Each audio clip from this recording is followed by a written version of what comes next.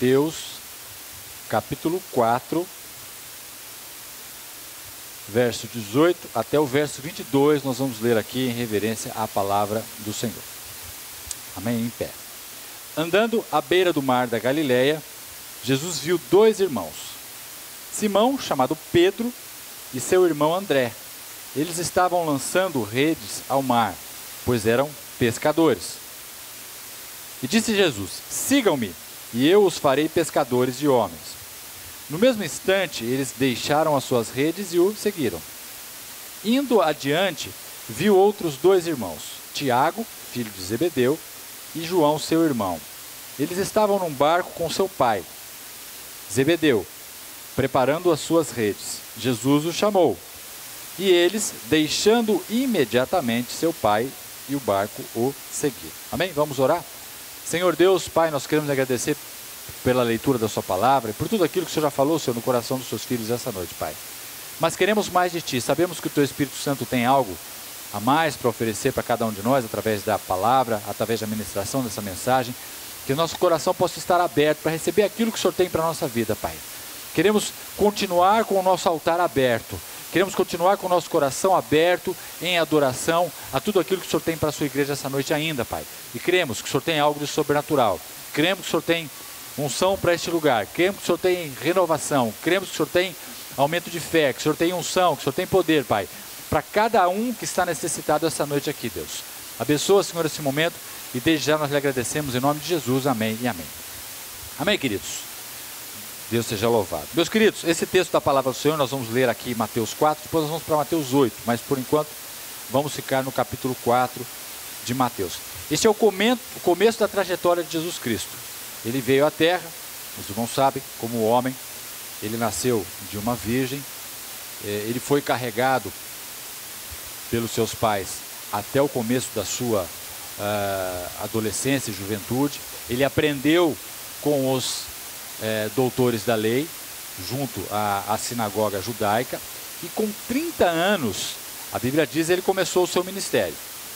Quando a gente fala ministério, a gente fala o trabalho propriamente dito do Senhor. Cada um de nós tem um ministério a cumprir aqui na terra, ou uma vocação a cumprir aqui na terra que é dada por Deus, né? Vocação que todos nós temos, evangelizar o próximo, isso é de todos. Só que alguns usam uma estratégia, outros usam outra estratégia, e nós como corpo de Cristo, nós trabalhamos em unidade para que a palavra do Senhor seja levada. Muito bem, com 30 anos Jesus começou o seu ministério aqui na terra como filho de Deus. Até então ele era um jovem, depois um homem formado, mas que ainda não exteriorizava o poder de Deus. Ou seja, as pessoas que olhavam para ele viam o filho de José, o carpinteiro, o filho de Maria e o filho de José. Então era um homem normal, comum. Ele até então não havia se manifestado como alguém que tinha poder de Deus para fazer maravilhas. Com 30 anos ele começa seu ministério, ele vai se preparar. E aí o que ele faz antes dessa leitura aqui? Ele vai para o deserto e lá ele fica 40 dias e 40 noites se preparando para o seu curto ministério aqui na face da terra, que foi de 3 anos aproximadamente. Ou seja, em 3 anos ele cumpriu o propósito do Pai para a vida dele. Depois que ele vai para o deserto e volta, ele vai para a região de Cafarnaum, que é perto do mar da Galileia. Todo mundo sabe que ele era de Nazaré, mas ele vai para Cafarnaum, que é no norte de Israel, e ali ele fica porque estava havendo perseguição contra João. Foi preso, o primo de Jesus, que batizou Jesus, foi preso, e ele vai para Cafarnaum. Os irmãos podem ver um pouquinho antes dessa leitura nossa aqui. E ali em Cafarnaum ele começa a escolher as pessoas que iriam ser os seus discípulos. E aqui a gente para e já faz uma observação com os irmãos, queridos. Ninguém faz o trabalho de Deus sozinho. É a primeira colocação que eu queria falar para os irmãos essa noite. Ou seja, o trabalho do Senhor, ele é feito com grupo. Ele é feito com corpo. Grupo ou corpo, é a mesma coisa. E que para você, aqui na comunidade de Betel, é a sua igreja. A sua igreja é o lugar que Deus escolheu para que você pudesse desenvolver o seu chamado. Ninguém faz o trabalho do Senhor sozinho. Jesus, como Deus, ele poderia fazer o trabalho do Senhor sozinho. Mas a gente percebe que já no começo do seu ministério, o que ele faz? Escolheu pessoas para aprender dele e trabalhar com ele. E fazer aquilo que Deus tinha no seu coração. E aí ele começa a andar, como fala no verso 18, ele anda à beira do mar da Galileia, e Jesus viu algumas pessoas, lógico, já usando a revelação do Espírito Santo de Deus que estava nele. Ele olha para alguma daquelas pessoas ali, que absolutamente não significavam nada para ninguém, mas ele enxerga pessoas que de fato seriam seus primeiros seguidores como discípulos. E aqui eu queria fazer uma outra parada. Muitas pessoas foram seguidores de Jesus, mas poucos foram seus discípulos. A Bíblia relata 12 discípulos, sendo que dentre um desses 12 foi o traidor. E a Bíblia relata milhares de seguidores, que alguns deles são relatados na Bíblia, com seus nomes, alguns deles têm as suas histórias relatadas aqui, e outros absolutamente são anônimos. Conheceram Jesus, receberam Jesus, mas não têm registrado na Bíblia, nos evangelhos, o seu nome. De todas as pessoas que Jesus escolheu, 12 eram especiais. 12 eram pessoas que estavam mais próximas de Jesus. E a partir dos 12 discípulos é que Jesus instituiu as bases para a igreja cristã que nós conhecemos hoje. Esses 12, um deles se suicidou, que foi Judas, sobraram 11. Desses 11, os discípulos depois jogaram sortes, escolheram um, chamado Matias, mas que na verdade seria o apóstolo Paulo, que viria completar os 12 na sequência.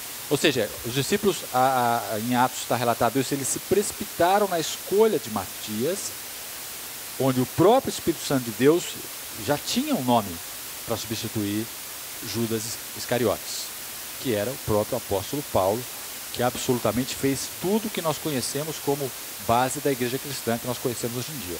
Quem fala de casamento, fala de Paulo, por exemplo, de um homem solteiro, por incrível que pareça. Pela revelação do Espírito Santo de Deus, ele deu tudo aquilo que nós que cuidamos de casais, tudo que a gente fala, se vocês forem olhar lá na apostila, quase tudo foi escrito pelo apóstolo Paulo, um solteirão convicto, que por escolha pessoal não se casou, mas que pela revelação de Deus, teve a inspiração divina para falar sobre a vida conjugal. E saindo um pouco do assunto, queridos, a gente aprende aqui que nós não precisamos ter experiências ruins para saber o que significa aquilo. Sabe por quê? Você não precisa se separar para saber que a separação é ruim. Você não precisa usar droga para saber que a droga é ruim. Isso eu falo para aqueles que já estão na igreja, para os nossos filhos que estão na igreja. Os nossos filhos, e nem você, precisa ter experiências ruins para saber que aquilo é ruim. Sabe por quê? Porque a inspiração daquilo que é certo e errado, e a experiência e a convivência com aquilo que é ruim, para que você possa falar para alguém, é dada pelo Espírito Santo de Deus. E o exemplo que a gente tem claramente é o exemplo de Paulo, um solteiro que falou tudo sobre casamento, inclusive de sexualidade, né? Creio eu que era um homem casto. A Bíblia não relata a vida sexual de Paulo, mas como filho de Deus não casado, era uma pessoa que preservava o seu corpo.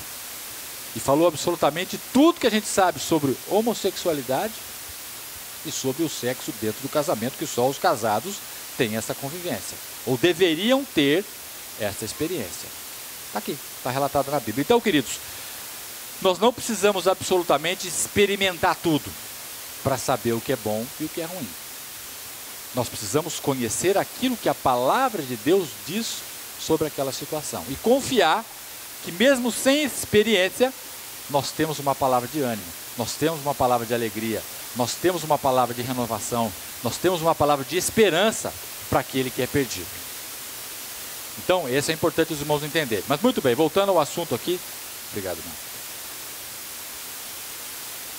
sobre os discípulos, Jesus não faz o trabalho, Jesus não fez o trabalho dele sozinho.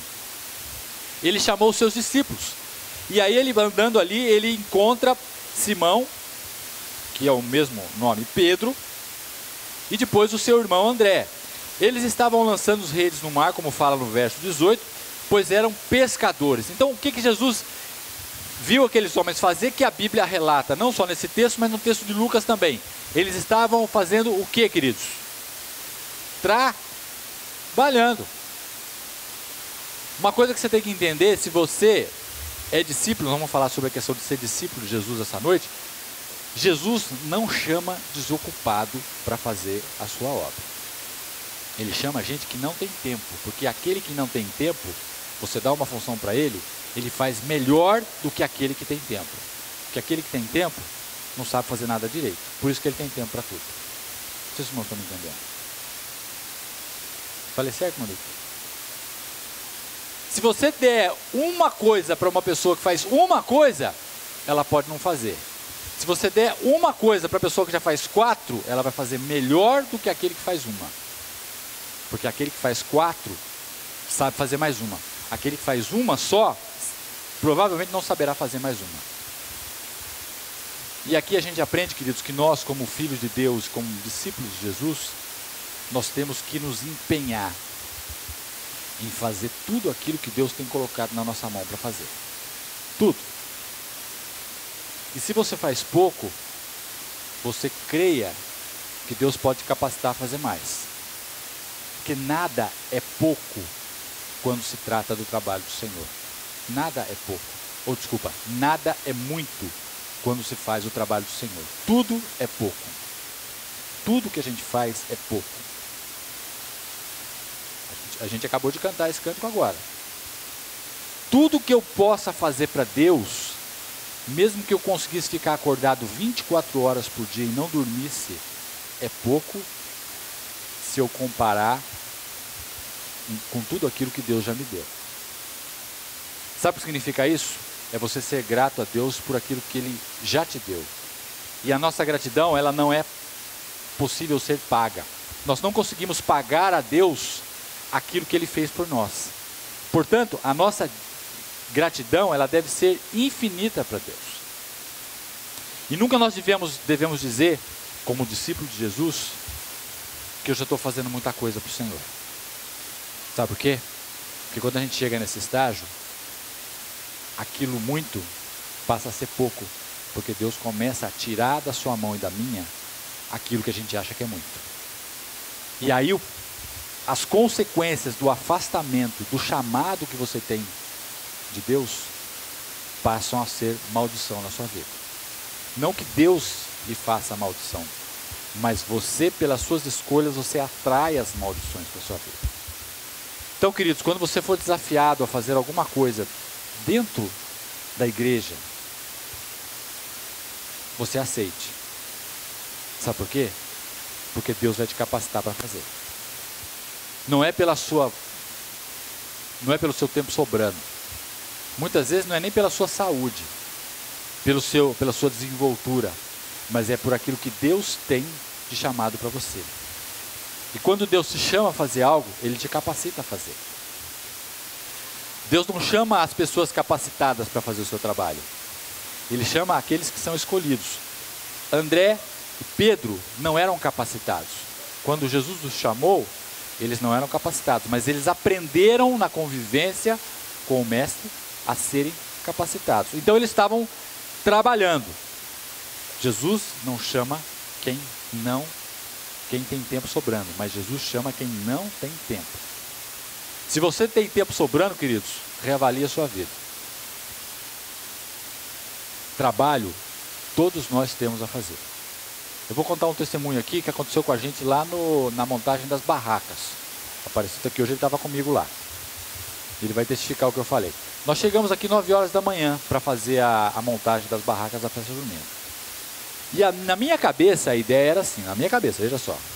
Bom, nós contratamos uma pessoa para montar as barracas, então nós vamos descer as mesas. Aí a gente pensou, bom, mas vai descer a mesa agora cedo, e estava um monte de homem lá embaixo, de homem forte, né? Aí, descer a mesa 5 minutos a gente desce. Tem gente para montar a barraca, tem um senhor para montar a barraca. E aí o Aparecido virou para mim, ó, como vai montar, como vai só descer as mesas? E aí a minha mulher falou assim, não, deixa para descer à tarde, vai descer agora? Não tem porquê, né? Aparecido, eu vou embora, não foi? Daqui a pouco a gente vê o tiozinho arrancando a pedra do chão da garagem ali do posto. Com picareta e a pedra não saía. E magrinho. E a gente viu o quanto que foi difícil para ele tirar uma pedra. Daqui a pouco, queridos, tinha serviço até o meio-dia para todo mundo. Não foi? Os homens estavam aqui? Mas a gente fala, não tem serviço nenhum, vamos embora. Não ia ter serviço. Por que teve serviço? Porque a gente achou o que fazer. Então sempre tem alguma coisa para você fazer se você achar serviço, se você procurar serviço. Se você não quiser trabalhar, você não vai achar serviço. Você vai falar, não tem nada para fazer aqui na igreja, está tudo certinho. Você vai olhar para sua casa e fala assim, não tem nada para fazer, vou dormir. Mas se você procurar, você vai achar coisa para fazer. E sabe o que Deus fala com a gente essa noite? Que nós devemos ser pessoas que procuram coisas para fazer, não só na nossa casa, mas principalmente na obra do Senhor. Sabe o que significa isso? Você não pode ser aquela pessoa que senta no banco, chega, senta no banco, já assistiu o culto hoje, tchau, fui. Não é uma pessoa que procura as coisas para fazer dentro daquilo que você foi chamado. Está precisando de alguma coisa aí? Você quer que eu te ajude aqui? Ou está faltando alguma coisa na igreja? Ou alguma coisa eu posso fazer aqui? É isso que Deus espera. Assim como na sua casa e na minha sempre vai ter coisa para fazer, se eu procurar o que fazer, na casa do Senhor é a mesma coisa. Se nós quisermos, nós vamos achar o que fazer na casa do Senhor. Porque trabalho, queridos, vai ter. E a Bíblia mesmo fala que a seara é grande, mas poucos são os trabalhadores. Então um bom discípulo, ele acha o que fazer. E ele não é preguiçoso naquilo que é colocado na sua mão para fazer. Ele faz. E ele executa e faz o melhor que ele pode. Muitas vezes não é o ideal, mas ele faz o melhor que ele pode. Ele faz o possível para aquele trabalho que ele foi chamado ser mais bem executado possível. Muito bem, então continuando aqui.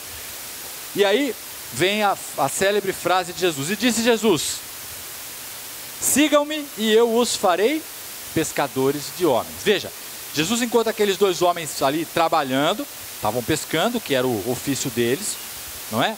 E aí vem uma coisa interessante, aquele peixinho que a gente tem, né?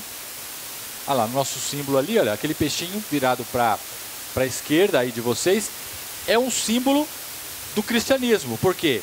Ele é o símbolo da pescaria, não de peixe, mas de homens, do evangelismo. Então é um símbolo claro daquele que é cristão, o peixe. Muito mais até, se você for pensar, do que a cruz vazia. A cruz com Cristo então nem se fala. Isso aí não existe dentro do cristianismo, a cruz com Cristo morto, né? A cruz ou ela é vazia, ou é este símbolo aí que nos identifica como cristãos. Muito bem, eles eram pescadores e Jesus faz a célebre pergunta, ou a afirmação para eles, sigam-me e eu os farei pescadores de homens. Vocês pescam peixe, eles eram pescadores, mas vocês não vão pescar mais peixe, vocês vão pescar homens.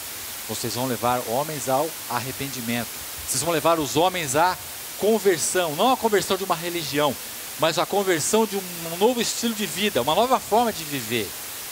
Uma conversão de princípios de vida e de valores de vida que são totalmente diferentes. E aí o que acontece no 20? E aí você vê quem é chamado para ser discípulo. Aconteceu algum tipo de questionamento aqui entre o 19 e o 20?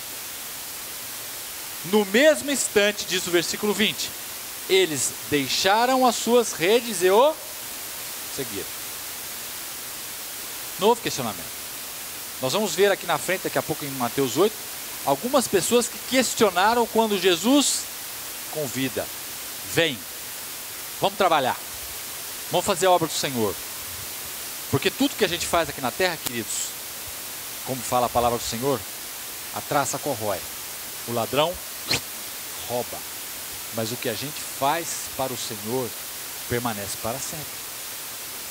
E nós temos que ter essa consciência do trabalho do Senhor. Nós temos que ter essa consciência do valor, que na verdade a gente não tem muita ideia. A Bíblia fala de eternidade, de galardão. A gente lê, mas, queridos, nós não temos ideia. Se nós tivéssemos ideia, vou falar uma coisa para os irmãos aqui, nós não dormiríamos para fazer o trabalho do Senhor. É que nós não temos noção do que é a eternidade e do que é a recompensa que Deus tem reservada para cada um de nós, de acordo com a eficiência do trabalho que Deus colocou na minha mão e na sua. Nós lemos o texto, mas nós não temos ideia, porque a nossa mente não consegue captar o que é a eternidade e o que Deus tem preparado para nós.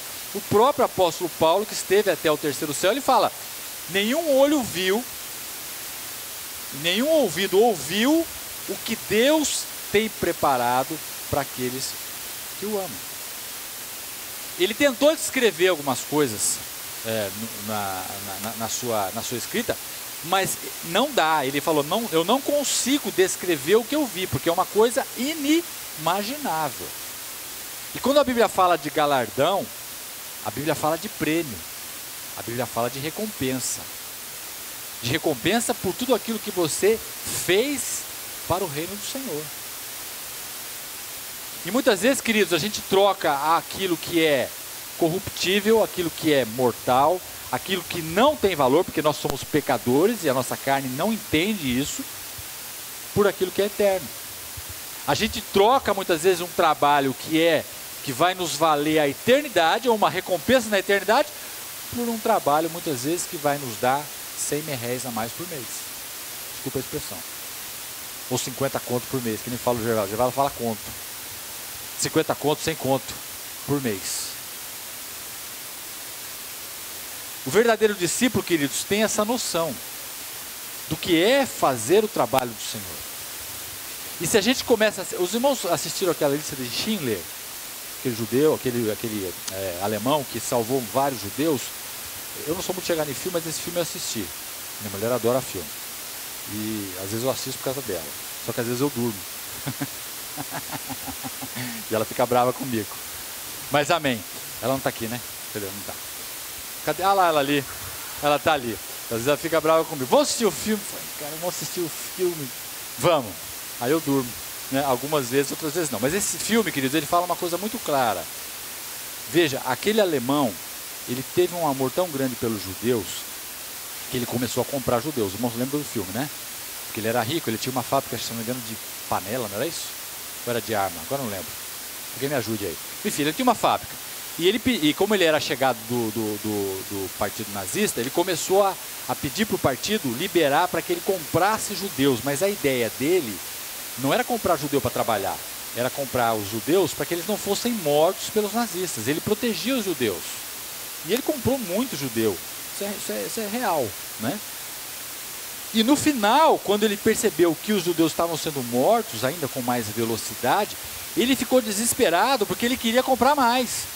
Ele queria comprar a todo custo pessoas para trabalhar na fábrica dele, que não era para trabalhar nada, era para proteger. Ou seja, Deus usou aquele homem para que ele pudesse proteger a raça escolhida do Senhor, que são os judeus, né?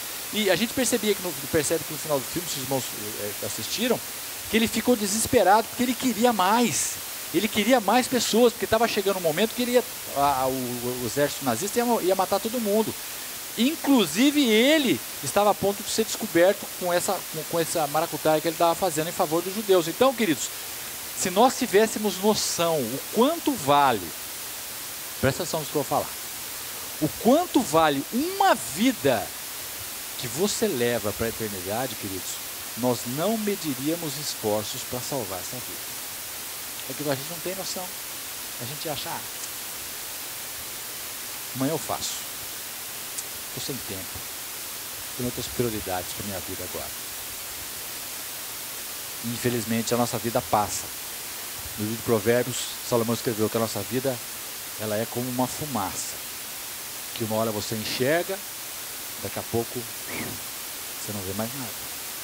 Isso se nós vivemos até a nossa velhice, que ninguém é vacinado aqui contra a morte. Pelo contrário, a nossa vida pode acabar daqui a 5 minutos. E o que você fez para o Senhor enquanto Ele te deu tempo para você viver? Você fez o seu melhor? Você fez aquilo que estava nas suas mãos? Ou você procrastinou o trabalho do Senhor? Gostaram da palavra? Procrastinação. Né? Ou você enrolou, você empurrou com a barriga. Ou você deixou para amanhã. Porque a nossa carne, queridos, ela quer deixar para amanhã. Ela não quer fazer o trabalho do Senhor. A nossa carne, ela não quer que você mexa um fio de cabelo. Se dá para mexer um fio de cabelo, não dá. Fio de cabelo não mexe. Mas a nossa carne quer que você não mexa uma ponta de dedo para fazer o trabalho do Senhor. Ela quer que você não faça absolutamente nada. E você tem que vencer a sua carne. É um desafio que você tem na sua mão e que eu tenho na minha. Agora, a escolha, quem faz, sou eu e você. Eu não sou responsável pela sua vida. E nem você é responsável pela minha. Eu vou prestar conta daquilo que Deus deu de chamado para mim. Aqui, ó. O Gustavão vai prestar conta dele e daquilo que Deus colocou na minha mão para fazer. Quer seja a igreja, quer seja o meu trabalho, quer seja a minha família, os meus filhos, as minhas finanças. Eu vou prestar conta daquilo que Deus me deu. Você presta conta da sua. Por isso que Jesus falou para a gente assim, ó, não fica olhando o cisco que está no olho do seu irmão. Olha a trave que está no seu. Porque a gente já tem tanta coisa para arrumar na nossa vida. A gente já tem tanta coisa para consertar e para fazer para o Senhor na nossa vida. Se a gente começasse a olhar para a gente e para aquilo que a gente não faz e para aquilo que a gente não deixa Deus trabalhar na nossa vida, a gente não teria tempo de ficar julgando o irmão e ficar botando zoião no que o nosso irmão está fazendo, no que a pessoa de fora está fazendo. A gente sempre olha o outro, porque quanto mais você julga, e presta atenção, a pessoa julgadora é a pessoa que não tem coragem de olhar para dentro de si, por isso que ela julga. Porque o julgamento do próximo faz eu me esconder nas minhas fraquezas e me esconder nas minhas mudanças que eu não quero que Deus mude. A pessoa com pouca misericórdia e a pessoa muito julgadora é uma pessoa que tem resistência contra o agir de Deus na sua própria vida. Então não seja julgador. Porque o julgamento faz você ficar com o seu coração duro, endurecido. E você não deixa Deus trabalhar na sua vida. A pessoa que muito tem misericórdia é a pessoa que entende a fraqueza do próximo e a pessoa que também enxerga as suas fraquezas. Esse é o princípio que você não pode esquecer. Então não seja julgador, seja uma pessoa misericordiosa, porque os misericordiosos realmente têm o coração que Deus espera que eles tenham. Muito bem, vamos continuar aqui. Veja, então não houve nenhum tipo de indagação. Jesus desafiou-os e eles foram atrás, deixaram as suas redes e o seguiram. E aí no 21 diz, indo adiante, viu outros 2 irmãos. Interessante aqui, né? Que Jesus chama Simão, que era irmão de André, e depois ele chama Tiago, que foram os primeiros discípulos, que era irmão de João. Né? Tiago e João eram irmãos, André e Simão, que é Pedro, mesmo nome, também eram irmãos. Muito bem. Eles estavam num barco com o seu pai. Então aqui eles estavam trabalhando com o seu pai. E aí, de nome Zebedeu, preparando as suas redes, e Jesus os chamou. E aí, novamente, depois de chamar, falou para os dois assim, olha, vamos embora comigo. Vamos que eu vou fazer de vocês pescadores de homens. E eles entenderam o chamado, não, absolutamente não justificaram ou não deram desculpa. E diz no 22 que eles, deixando imediatamente seu pai e o barco, o seguiram.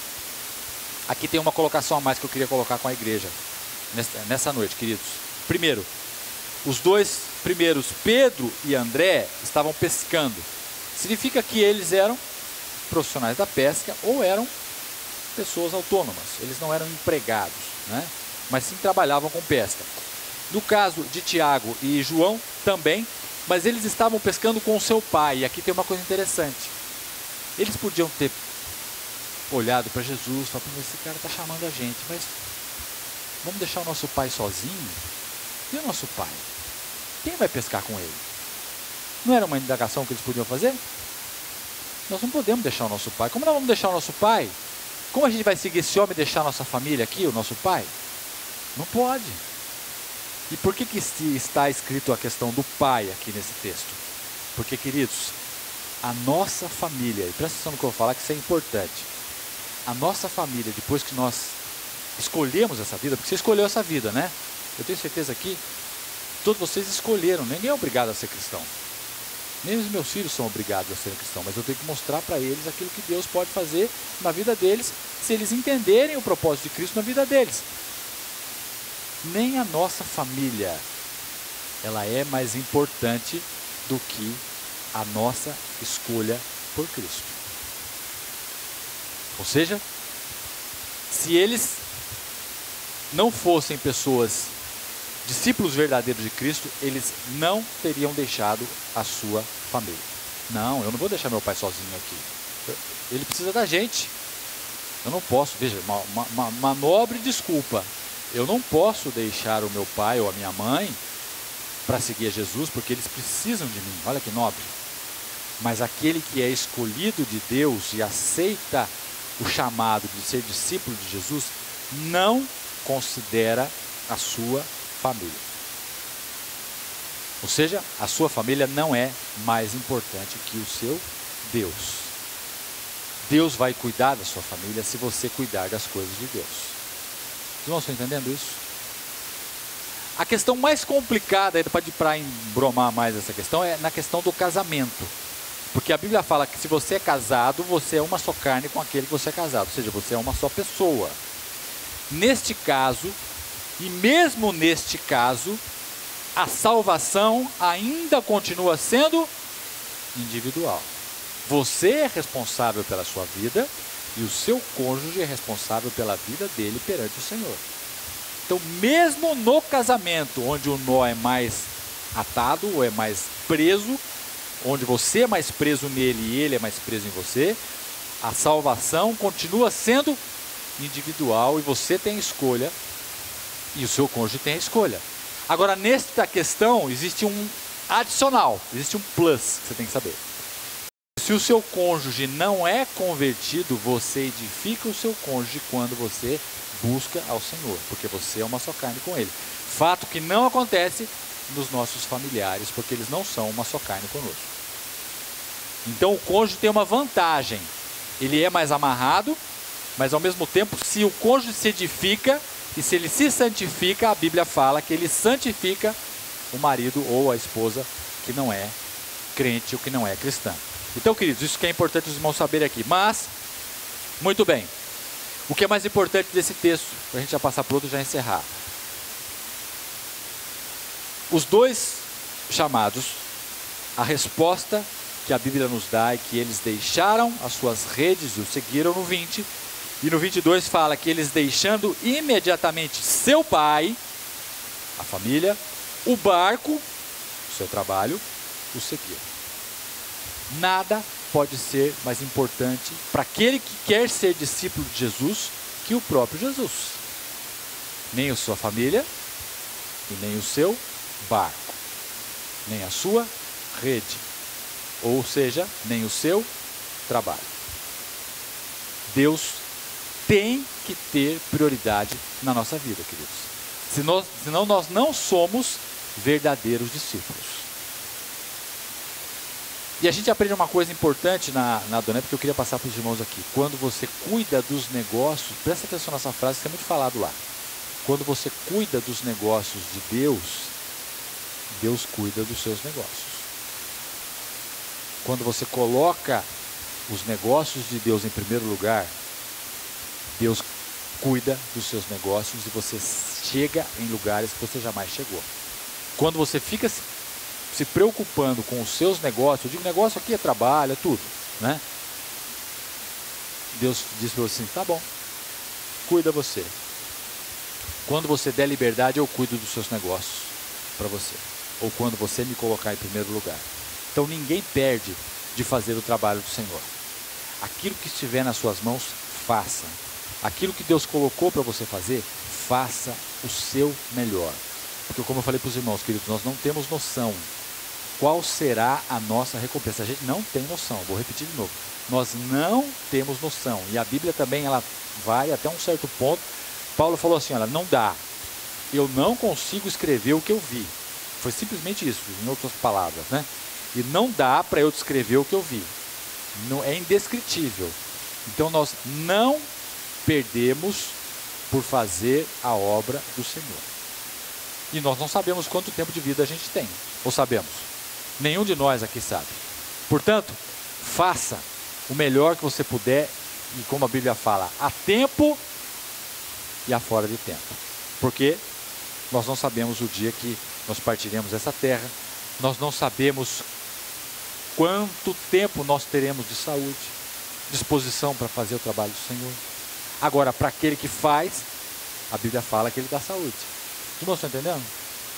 Aquele que doa, a Bíblia fala que ele sempre vai ter semente para doar. Aquele que tem disposição e tempo, arruma tempo para fazer o trabalho do Senhor, ele sempre vai ter tempo para as suas coisas. Aquele que não tem tempo para fazer as coisas do Senhor, nunca vai ter tempo para fazer nada. Porque o verdadeiro discípulo, queridos, ele não é escravo do tempo, ele não é escravo do dinheiro. Ele faz do tempo o seu escravo. Ele faz do dinheiro o seu escravo. Porque Deus dá a estratégia. Deus dá a sabedoria para que você consiga dominar as suas 24 horas. E não você ser dominado por elas. Você pode falar assim, mas você está falando isso porque você não é funcionário, você é patrão. Você não tem chefe. Mas eu digo para você que é funcionário. Que tem chefe. Que muitas vezes tem tempo. Começo, meio e fim do seu trabalho. Se você se dispor a fazer o trabalho do Senhor, Deus é o Deus do impossível. Ele vai fazer não sei o que, de forma que o seu tempo e o seu trabalho case com aquilo que você tem de compromisso com a igreja do Senhor. Os irmãos creem assim? Agora, se você é dono do seu negócio, então, querido, entrega o seu caminho ao Senhor. Confia nele. E o mais ele fará. Aí não tem o que falar para você. Entrega o seu trabalho para o Senhor. É um desafio que eu passo para você. E você tem que dar o primeiro passo. Se você ficar com medo, Deus não vai fazer nada por você. Porque você tem a faca e o queijo na mão. Você que é dono do seu negócio. Então é um desafio que eu te lanço. Experimente fazer isso. E você vai ver o que Deus vai fazer no seu negócio. Isso não é palavra minha, é palavra do Senhor. Para você essa noite. E se você é funcionário, ore ao Senhor. E se você tiver disposição para dar o primeiro passo, Deus vai mudar, não sei de que forma, e você vai conseguir fazer com que o seu trabalho não seja peso nem para a sua família e nem para as coisas que você quer fazer na igreja. Creia que esse é o nosso Deus, é o Deus de milagre, é o Deus que faz tudo. E aí agora eu queria passar para os irmãos para encerrar aqui. Vamos ver Mateus 8. Agora vamos ver Mateus 8, verso 18, que diz assim a palavra do Senhor. Mateus 8, 18. O subtítulo desse texto fala assim: quão difícil é seguir a Jesus. Aí você pode, antes da gente ler, você pode pensar assim, mas é muito difícil isso que está falando. E eu falo para você, e é mesmo. Ninguém falou que ia ser fácil servir a Jesus. Ninguém falou, e a Bíblia também não fala isso, que o caminho da salvação é um caminho largo, é um caminho que você pode descansar, né? Que você pode curtir a sua vida a todo momento. Não, a Bíblia fala que estreito é o caminho que leva à salvação e largo o caminho que leva à perdição. Então, queridos, o caminho do Senhor não é para qualquer um. O caminho do Senhor é para os escolhidos e para aqueles que renunciam muitas coisas na sua vida. A igreja não está aqui para passar a mão na sua cabeça. A Bíblia não está aqui para alisar o seu ego e dizer quão bonitinho você é. A Bíblia está aqui para mostrar para você e para mostrar para o seu coração quanta coisa nós temos que modificar em nossa vida. A Bíblia está aqui para confrontar a sua existência, para abrir o seu coração e falar, de mostrar para você o quanto Deus tem que trabalhar na sua vida e na minha. Porque, queridos, quando a igreja for um lugar de conforto, sai da igreja. dessa igreja. Quando a igreja for um lugar que você entra tranquilinho e sai tranquilinho, sai dela, porque a palavra do Senhor é uma palavra de confronto, é uma palavra de desafio, é uma palavra para você se mexer, para você sacudir aí a sua vida e começar a andar, sair da inércia, sair do marasmo muitas vezes, desafiar você a fazer coisas diferentes, desafiar você a experimentar o milagre de Deus na sua vida. Sabe, queridos? E quem entende isso, fica na igreja. Quem não entende, vai embora. Vai procurar uma igreja que alise o seu ego, que passe a mão na sua cabeça, que alimente, né, muitas vezes as carências que você tem. Coitadinho de fulano. Não, a igreja é para você se levantar, sacudir a poeira e vamos embora. Vamos andar. Que o trabalho do Senhor é assim que se faz. Não, o trabalho não é para a gente ficar, né, mendigando o que a gente sofreu, como a gente acabou de cantar aqui, olhando para trás. Não, sacode a poeira e vamos embora. O caminho do Senhor, o trabalho do Senhor tem que ser feito. A gente não pode ficar perdendo tempo, muitas vezes, com meninice, com pequenas coisas. A gente tem que se preocupar com aquele que está perdido lá fora. Esse é o nosso chamado. E a igreja está aqui para desafiar você a entender essas coisas. Os irmãos estão entendendo? E hoje, queridos, nós estamos dando uma palavra mais madura para os irmãos. Sabe? Uma palavra para que os irmãos possam amadurecer na fé. A igreja também é uma igreja que passa a mão na cabeça. Quando a pessoa é nova convertida. Quando a pessoa acabou de nascer. A igreja é também uma igreja que muitas vezes chora junto com aquele que está precisando. Quando a pessoa ainda não tem capacidade e fé suficiente para conseguir passar por um problema. Mas você que já tem tempo de casa, você que já conhece a palavra, queridos, vamos andar. Vamos parar de ficar parado. Vamos parar de olhar pequenas coisas e vamos fazer o trabalho do Senhor. Vamos fazer aquilo que Deus chamou para que a gente possa fazer. Porque senão a gente não cresce. A gente fica preso nas coisas que muitas vezes a gente tem de trauma dentro da gente, e a gente se acomoda ali e não consegue desenvolver na fé, não consegue desenvolver no conhecimento do Senhor, não consegue fazer aquilo que Deus tem de chamado para a sua vida, ou para a minha. Isso é uma igreja madura, é uma igreja que alisa aqueles que precisam, e dá uma sapatada, como fala o nosso amigo lá, para quem não precisa. Sair do leitinho. Exatamente, porque o leite, queridos, são para aqueles que acabaram de nascer. Então esses precisam de carinho. Esses muitas vezes a gente precisa um pouco mais de tempo para tirar as carências, para tirar os traumas, não é? Agora você não pode ficar vivendo a vida inteira sua num trauma que você teve lá de trás, esquece o que passou. Bola para frente, vira a página, não é? Para que você possa receber o novo de Deus. Para que você possa receber aquilo que Deus tem para você amanhã. Senão você nunca vai receber nada a mais de Deus, porque você sempre vai ficar naquela vidinha, né? Muitas vezes de, ó vida, ó azar, coitadinho de mim, não é? E quantas pessoas estão na igreja sempre chorando o leite que derramou há 10 anos atrás, há 5 anos atrás, ou ontem derramou, queridos, amém. Vamos comprar outro leite, vamos botar outro leite na leiteira. Né? Quer dizer, a gente tem que... Isso, queridos, mostra um verdadeiro discípulo. Um discípulo que consegue se resolver pela palavra do Senhor e pela comunhão da igreja, mas não usa a igreja como muleta. Não usa a igreja como alguém para se escorar e para viver sempre o manco, né? Apoiado na igreja, apoiado no líder, apoiado na fé do outro. Não, a gente tem que andar sozinho. Principalmente os irmãos que têm mais tempo de casa. Deus espera isso de nós. Diferentemente daquele que acabou de nascer. Então, neste caso, são 2 pesos e 2 medidas. É diferente. Eu não vou tratar o meu filho de 12 anos, de 13, igual se eu tivesse um bebezinho, minha mulher não quer mais, mas se eu tivesse um bebezinho de 1 ano. Quem sabe, né? Estamos aí na área. Não é, Leo? Então, não dá para tratar o meu filho ali de 13 como se fosse um bebezinho de 1 ano, como se fosse o filho da Renata, o João. 2 anos, né? 2 anos. É diferente o tratamento. Um bebezinho a gente trata de um jeito e um pré-adolescente a gente trata de outro. Um pré-adolescente já tem que ter mais responsabilidade.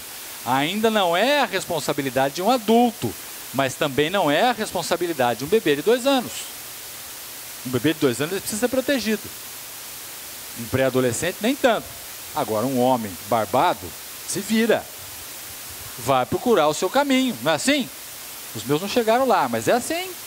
Senão você vai ficar com uma criança mimada de 20 anos, mimada em casa, pedindo segurança para o pai e para a mãe. Que homem ou que mulher vai ser essa que você vai criar para a sociedade ou para o mundo? Uma pessoa completamente insegura dos seus passos. Insegurança completa. Uma pessoa que não vai saber dar um passo sem olhar para a mamãe e para o papai. Uma pessoa que não vai ter iniciativa própria. Não vai ter autonomia. E a igreja é assim, queridos. A nossa idade espiritual é a mesma coisa. Tem o João, com 2 anos. Tem o da Flávia, que vai nascer, né, Flávia? Quanto vai nascer o seu? É menino? Menina. Vai ter a Flávia, que é recém-nascida, que a mãe vai ter que dar mamar, senão morre de fome, né? Não tem noção, né? E tem... Não, acho que o meu pai... Não, João, você não. E tem o Ciro. O meu pai e o Ciro estão quase na mesma idade, né? E tem o meu pai e o Ciro, que é diferente. Veja, não dá para comparar o João de 2 anos com o meu pai. Não tem jeito, né? É diferente a experiência, o tratamento. Não tem como, né? Então, queridos, na casa do Senhor é a mesma coisa. Por isso que a gente trata algumas pessoas de uma forma, outras pessoas de outra forma. Por isso que a gente exige de alguns e não exige de outros. Porque Deus nos trata dessa forma, Ele espera o nosso desenvolvimento. Muito bem, vamos continuar aqui. Quão difícil é seguir a Jesus? Mateus 8, 18. Quando Jesus viu a multidão ao seu redor, deu ordens para que atravessassem para o outro lado do mar. Então o mestre da lei aproximou-se e disse: Mestre, eu te seguirei por onde quer que fores. Veja só o que esse homem pediu. Ele pediu uma coisa nobre? Pediu, olha, ele falou: Mestre, aonde você for, eu vou. Nem Jesus perguntou para ele se ele queria seguir, mas ele já teve a iniciativa e falou: ó, Jesus, eu vou com o Senhor aonde o Senhor estiver. Aí olha o que Jesus fala aqui, olha a resposta que Jesus dá para esse homem.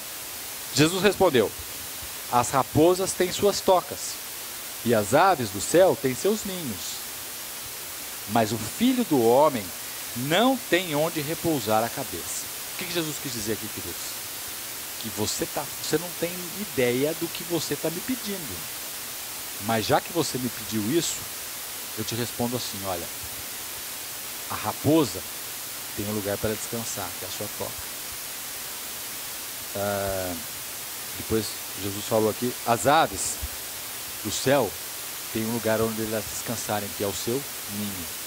Mas eu, e se você quiser me seguir, nós seremos unha e carne, nós não temos aonde repousar a nossa cabeça. Você tem ideia do que você está me pedindo? É a resposta que Jesus dá. Então, se você escolheu ser discípulo de Jesus, querido, nós não teremos descanso. Onde é o nosso descanso? Na eternidade. Uma vez meu pai recebeu uma missionária em casa. Eu era pequeno, eu devia ter, sei lá, uns 14 anos mais ou menos. E ela já tinha na época uns 80 anos. Não sei se o senhor lembra, pai. Era uma senhora já bem apessoada assim, mas já de idade. Enfim. Aí meu pai, lógico, recebendo ela na casa: irmã, a senhora não quer descansar um pouquinho? Ela não quis, a gente tinha que fazer alguma coisa, a gente fazer alguma coisa com ela. Aí ela vira para meu pai e fala assim: olha, eu já vou descansar minha eternidade inteira. Então o que eu tiver que fazer para o trabalho... O senhor lembra, pai? Eu não lembro o nome dela. Mas o que eu tiver que fazer para o trabalho do Senhor, vamos fazer. Eu vou descansar a minha eternidade inteira. Olha que resposta, sabe? E ela já tinha, sei lá, quase que uns 80 anos, com certeza ela já deve estar com o Senhor. Queridos, fazer o trabalho do Senhor a tempo e a fora de tempo. Nós vamos descansar? Vamos. Quando? Na eternidade. Tá bom para você? Quanto tempo é a eternidade? 10, 20, 100, 1000, 1 milhão de anos. Mas mesmo na eternidade, os irmãos sabem que nós vamos trabalhar? Nós não vamos ficar lá ociosos na eternidade. Deus vai nos dar trabalho na eternidade. Porque o homem foi feito para trabalhar. Quem quer descansar, Eu não entendo esse povo muitas vezes, tá? A gente aceita tudo, mas esse pessoal que muitas vezes, pô, com 50 anos de idade, está pensando em se aposentar, 45 anos pensando em se aposentar. Meus irmãos, a nossa vida é trabalho, ainda mais se você é crente. Não é ficar dependendo da sua aposentadoria. Se você merece aposentadoria, muito bem, use a sua aposentadoria, mas procure o que fazer. A aposentadoria mata o ser humano, porque o homem foi criado para trabalhar. É lógico que não é um trabalho que vai te matar, não é? É diferente, é um trabalho que você vai ter prazer nele e você vai ter a recompensa do seu trabalho. Isso é promessa de Deus para você. Você não vai ser escravo do trabalho, mas o trabalho vai ser seu escravo. Aí é diferente. Você vai ter prazer, vai trabalhar, isso não vai te fazer perder o contato com família, você vai receber um dinheiro que vai render na tua mão e Deus vai te prosperar. Essa é o que a palavra de Deus fala para os discípulos de Jesus, não é? Mas, meus irmãos, aposentar e o cara ficar feliz com 45 anos, nossa, vou me aposentar. Pensa bem, queridos, quanto tempo essa pessoa poderia produzir ainda para a nossa nação, deixando a questão espiritual de lado, né? Quanto tempo essa pessoa poderia produzir, e se ela produz, ela pode ser um abençoador de outras pessoas. Porque quanto mais você ganha, mais você pode ajudar o outro. Quanto mais você ganha, mais você pode ofertar, mais você pode dizimar, mais você pode fazer o trabalho do Senhor se desenvolver. Então, o trabalho do Senhor é assim também. A gente não pode se contentar, não, nossa, já fiz muito para Deus. Não, Deus sempre tem algo a mais para você fazer. E se você procurar, você vai achar serviço. Em qualquer lugar que você olhe. Muito bem, essa foi a palavra de Jesus aqui. Depois vou continuar que o nosso trabalho, o nosso tempo já está indo embora. O verso 21 diz assim: outro discípulo lhe disse: Senhor, deixa-me ir primeiro sepultar meu pai. Veja, outra pessoa falou para ele assim: olha, Senhor, eu gostaria muito de ir, mas eu tenho meu pai para enterrar. A Bíblia não fala se o pai dele estava doente, ou se já tinha morrido, ou se ele estava são, mas o pai precisava dele, e ele não poderia deixar o seu pai por causa do trabalho do Senhor, ou para ser discípulo de Jesus. O que nós devemos entender é que para o judaísmo era uma questão muito séria você não dar assistência para os seus pais por doença, ou principalmente na hora do sepultamento. Isso era uma coisa que você, como filho, você teria que fazer. Mas de qualquer forma, ele questionou uma coisa que era muito importante para os judeus. Ou seja, não, então ele tem uma boa razão para não seguir Jesus.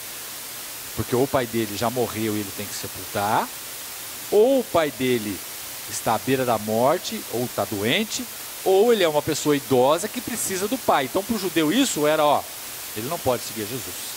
Ele tem que cuidar realmente do seu pai. Mas olha o que Jesus responde aqui. Mas Jesus lhe disse: siga-me e deixe que os mortos sepultem os seus próprios mortos. Nem nesta questão Jesus deu a brecha para ele. Falou: não, legal, no seu caso você é exceção, fica lá, vai lá cuidar do seu pai. Jesus não abriu exceção. Ou você deixa a sua família em qualquer situação que seja, ou seja, ou você coloca Jesus em primeiro lugar, Deus em primeiro lugar, ou você não é discípulo de Jesus. E o que Jesus quis dizer aqui? Deixe que os mortos sepultem os mortos.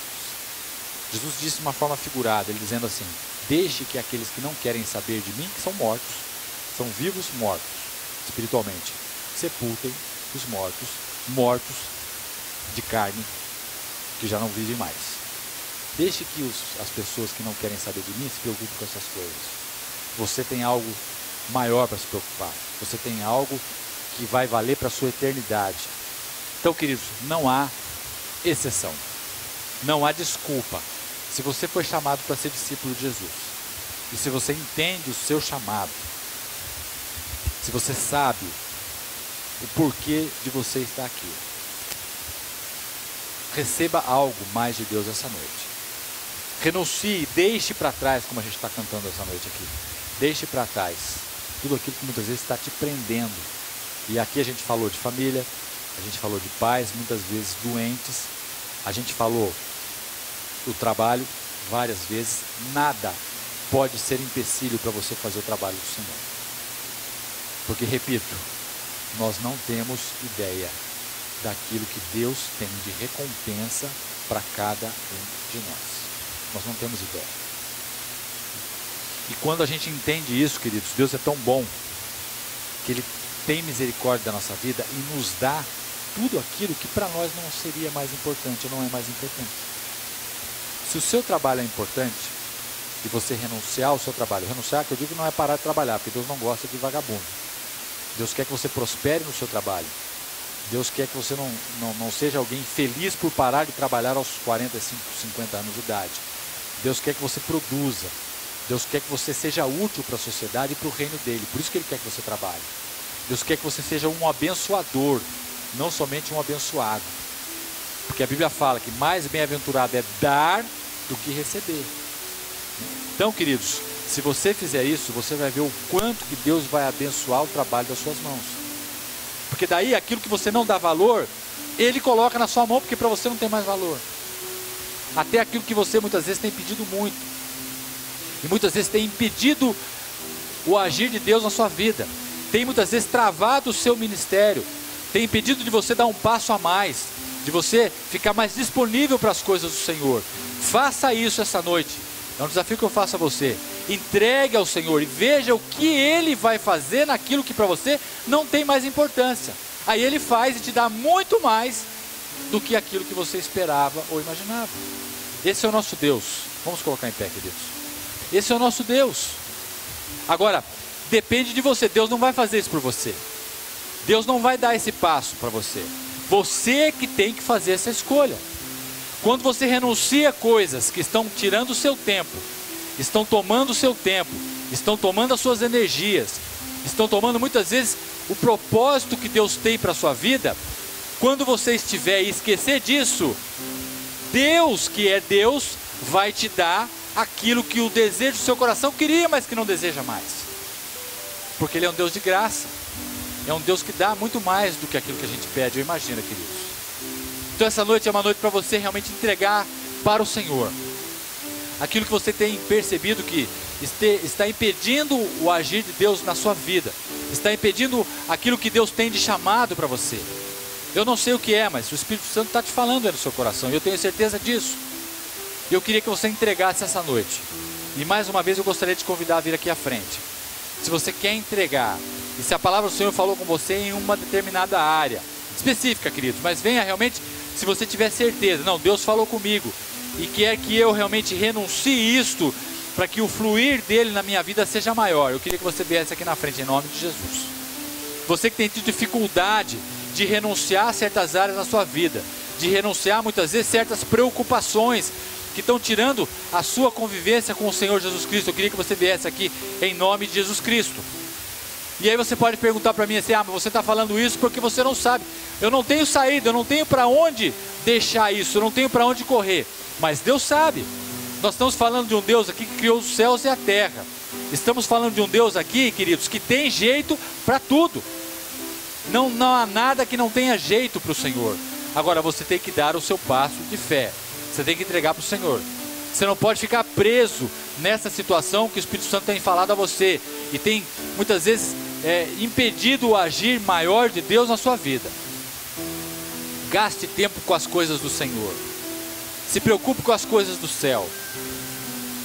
Foque as suas energias naquilo que Deus tem na sua vida, no propósito que Ele tem para você. Invista os seus recursos naquilo que Deus tem para você, no reino do Senhor. E você vai ver o que Deus vai fazer na sua vida, queridos. Esse é o Deus que nós estamos falando aqui essa noite. Eu gostaria que toda a igreja fechasse seus olhos nesse momento, em nome de Jesus.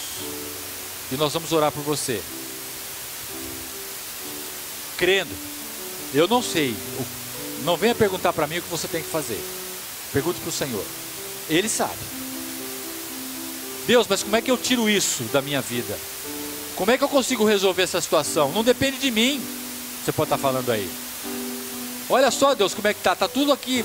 Se eu sair desse circuito, a coisa não anda. Mas Deus sabe. Deus tem os seus meios. Você tem que confiar nele. Você tem que dar um passo de fé. Você tem que falar para assim: Deus, eu não consigo, mas o Senhor consegue. E eu quero te entregar isso essa noite em nome de Jesus. Eu vou orar por você enquanto a Silvana vai estar cantando novamente Te Louvarei. Feche seus olhos. Senhor Deus, Pai, em nome de Jesus Cristo, Deus, a sua palavra foi falada essa noite, Deus. Estão aqui essas pessoas, Pai, que muitas vezes não sabem como resolver situações que estão muitas vezes enroscando, Senhor, impedindo a sua vida de ser mais livre para te adorar, Pai. Mas em nome de Jesus Cristo, Deus, nós pedimos a libertação, pedimos, Senhor, uma renovação de fé, pedimos, Senhor, força para que eles possam dar um passo de fé, Pai, em direção à Tua palavra, em direção, Senhor, ao chamado que o Senhor tem a cada um deles, Pai. Que eles possam ter estratégias do céu, que eles possam ter estratégias, Senhor, do alto, em situações que muitas vezes estão prendendo, Senhor, estão tirando a sua paz, tirando a sua tranquilidade, Pai, de poder saber aquilo que o Senhor tem para cada um deles, Pai. Guarda o coração da Tua filha, Pai, guarda o coração da Tua serva, Deus, que caia por terra todo impedimento, toda palavra de maldição, Pai. Nós queremos abençoar a vida dela em nome de Jesus Cristo. E que a bênção do Senhor esteja, Senhor, sobre a vida do Teu filho, Pai. Guarda essa mente de todo mal, de todo pensamento que não provém de Ti, Pai. Nós queremos, Senhor, abençoar a vida dele, da sua família, do seu trabalho, Pai. E declaramos derrota a toda ação do inferno sobre a vida dele, Pai. Em nome de Jesus, Pai, guarda. Vai dando estratégia, Pai. Vai dando discernimento. Vai dando sabedoria do alto, Pai. Que eles possam descansar em Tuas mãos, sabendo que o Senhor é um Deus que tem cuidado da vida deles. O Senhor tem trabalhado, o Senhor tem feito milagres, Pai. O Senhor tem mudado situações para que eles possam estar disponíveis, Senhor, para te louvar, para te servir, Deus. Em nome de Jesus Cristo, Pai, guarda a sua filha, Senhor, a tua serva, Senhor, em nome de Jesus, Pai. Vai falando com o seu povo, Deus. Que o Teu Espírito Santo possa estar abençoando cada um deles, em nome de Jesus Cristo, Deus. Deus, Pai, nós queremos lhe agradecer por esse momento de oração, Deus. Queremos pedir por aqueles também que estão assentados, que estão nos seus lugares, Pai. Que a Tua graça, a Tua unção esteja com cada um aqui nessa noite. Nós declaramos, Pai, que todo empecilho, toda situação, Pai, que esteja, Senhor, impedindo o agir do Teu Espírito Santo na vida do Teu povo, Pai, que caia por terra em nome de Jesus Cristo, Pai. Nós queremos um Deus que pode, nós queremos um Deus que faz, nós queremos um Deus, Senhor, que é todo poderoso, que é capaz de inverter situações impossíveis, Deus. Esse é o Deus que nós temos pregado aqui, esse é o Deus que nós temos que confiar, Pai. Em nome de Jesus Cristo, que a graça e a paz do Espírito Santo, Pai, esteja com o Teu povo neste momento, em nome de Jesus. Glória a Deus. Vamos cantar, queridos, todos juntos agora nesse momento.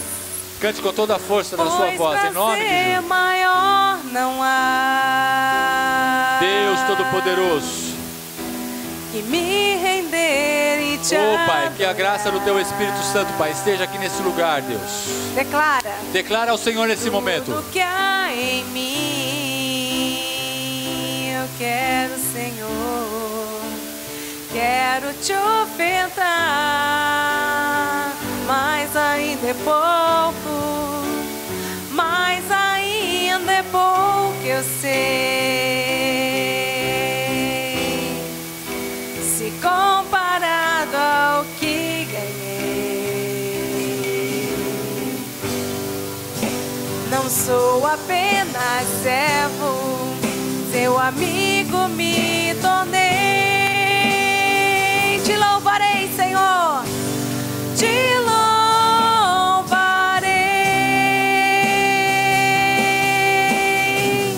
Não importam as circunstâncias, adorarei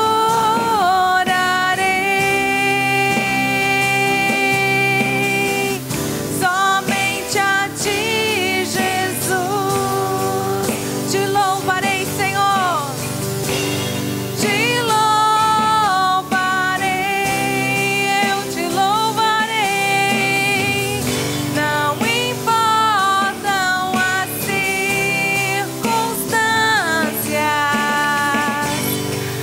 adorarei somente a Ti, somente a Ti, Jesus. Somente a Ti, Jesus. Somente a Ti, Senhor. Dê uma salva de palmas a esse Deus maravilhoso, querido. É Ele quem veio te te dar hoje esta resposta, essa mensagem de que você não deve deixar as coisas, as circunstâncias tomarem conta, mas o Senhor, Ele está no comando de tudo, amém? Glória a Deus. E você que está nos assistindo aí pelo canal do YouTube, curta a nossa página do Facebook e veja também as outras ministrações que temos feito para você, ok? Deus abençoe você, que você seja abençoado por cada palavra que você está ouvindo aqui nessa gravação, que você possa ser abençoado, você e sua família e seus negócios. Em nome de Jesus, amém e amém.